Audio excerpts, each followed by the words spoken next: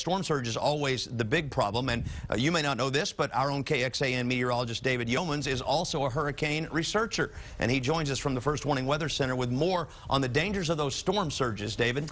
Well, out of all the hazards a hurricane presents, and there are a lot of them, storm surge is actually the most damaging and the most dangerous. So let's start by explaining what exactly storm surge is. Storm surge is a rise in the level of the sea surface created when a hurricane's wind blows over a large distance of ocean water. This wind effectively piles the water up along the shore. Since winds in a hurricane circulate counterclockwise, the area on the right side of a storm hitting the Gulf Coast gets the worst storm surge.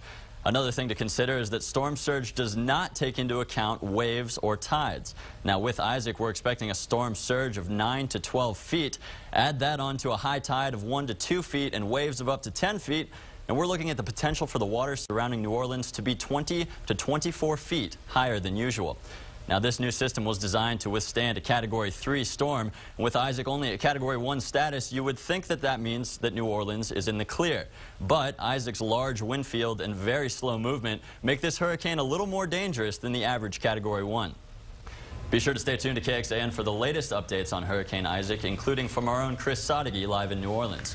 In the Weather Center, David Yeomans, KXAN News.